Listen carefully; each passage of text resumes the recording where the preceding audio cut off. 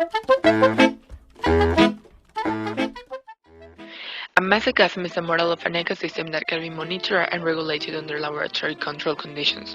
Moreover, as a mesocosm is closest to the real world, it provides advantage of solid reference conditions and replication. These kind of prototypes are really useful for ecology, since mesocosm include most of the factors that are involved in an ecosystem outside the laboratory, such as light illumination, pH, nutrient factors, such as nitrogen and sulfur most of the times, and other elements which are not normally controlled by humans. So, for mesocosm, we use the following materials: one large container, plastic wrapper, as one we have in the kitchen, vermicompost or worm humus.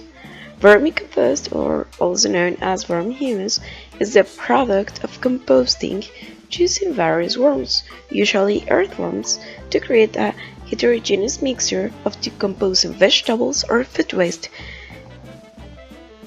This humus is the end product of the breakdown of organic matter by an earthworm. This humus has been shown to contain reduced levels of contaminants and a higher saturation of nutrients than the organic materials before vermicomposting.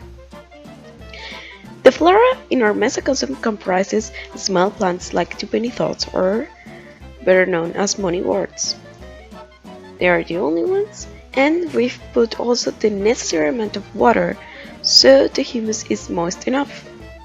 As for the fauna, we put 5 crickets. First, we need to get the best soil.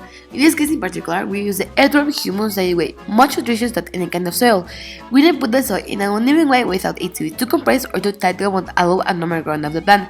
Hence, it will be loose for the roots of the plant to grow normally and free. Then we transplanted our tiny green plants that don't grow more than 2 centimeters so for them to provide oxygen to our animals later on. We dig a hole as deep as the root ball that comes with the plant and place each plant into individual holes prepared for them.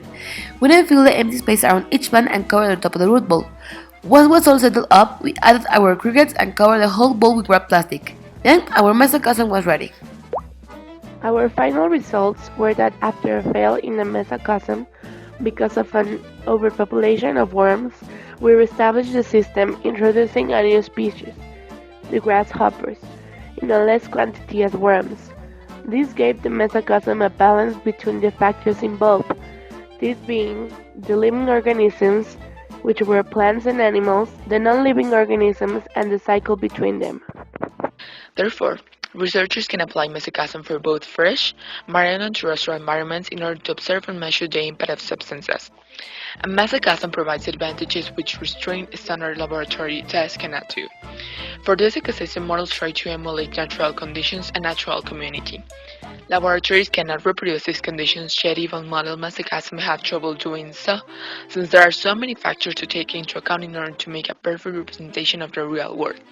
However, mesocosm models take into account aspects in order to reduce reality as much as possible.